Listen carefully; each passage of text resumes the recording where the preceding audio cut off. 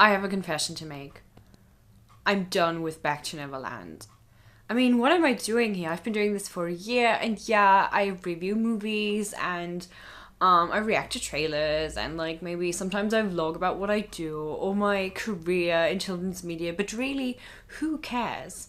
How about I do a prequel about my life before this, or even better, a sequel about how I'm a bitchy boss at Disney telling everyone what to do. Or even better, what about a spin-off about my boyfriend and his IT career? Welcome back to Neverland, where I'm obviously not doing any of these things. But every major studio is, apparently. This year is absolutely full of so many TV spin-offs or sequels or prequels, deriving from movies from the past couple of years, such as Tangled, Cloudy with a Chance of Meatballs, and so on. So I thought we should have a look at the biggest TV spin-offs coming at us this year. Number one, and the one that everyone has been buzzing about, Tangled Before Ever After, the TV show for Tangled. I think people have been asking for any kind of continuation of the Tangled franchise for a long time, and you know, here they are. Not me so much, because I didn't really enjoy Tangled. The show will run on Disney Channel, obviously, and as so many TV spin-offs have, or generally TV series on Disney Channel, it starts out as a kind of TV movie.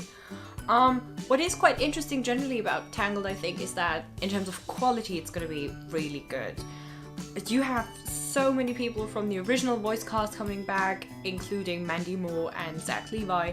You have Alan Menken making new music for this, which is insane. And interestingly, they've even gone for 2D animation. Yeah, just a lot of choices here that are very interesting, and I think that a lot of people are going to be happy about.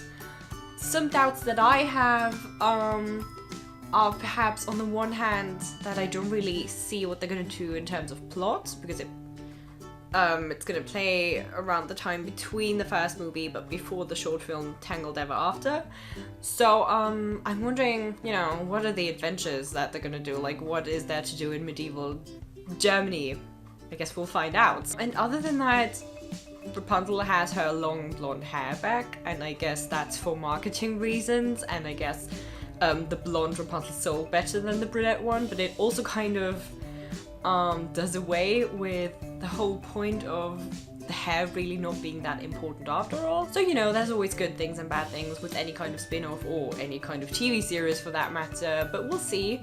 It'll be out in March, and you can definitely expect my review.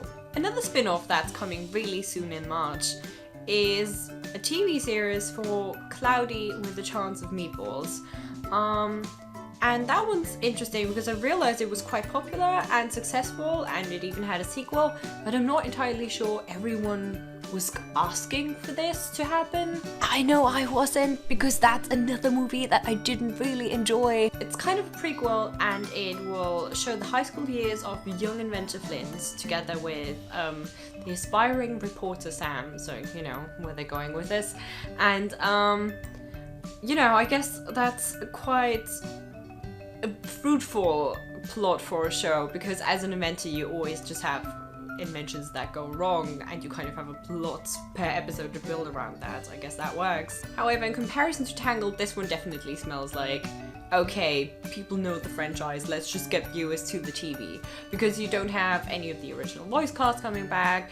As far as I can see, you have hardly anyone from the creative team coming back to do it.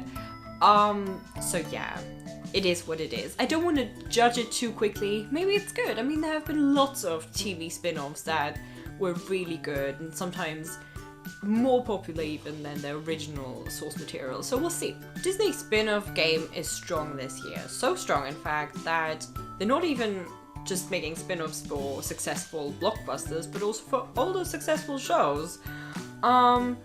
Which, in this case, again, not something that I necessarily needed, but I know a lot of other people were really excited about it.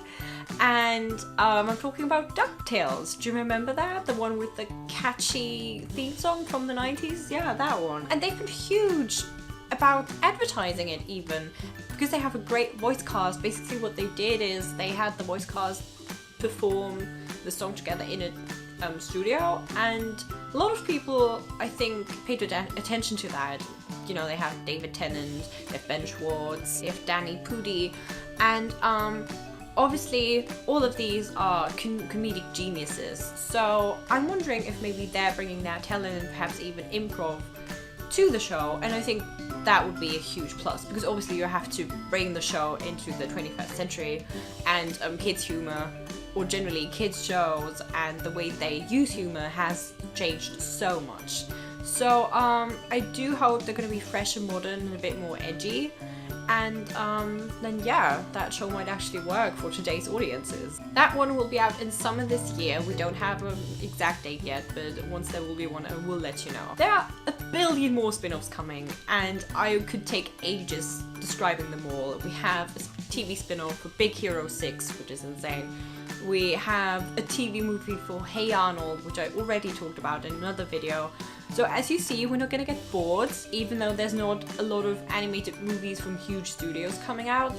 We are gonna have stuff to watch, definitely. Let me know in the comments what spin-off you're looking forward to the most, or if you may be annoyed at all of these spin-offs and sequels. Let me know.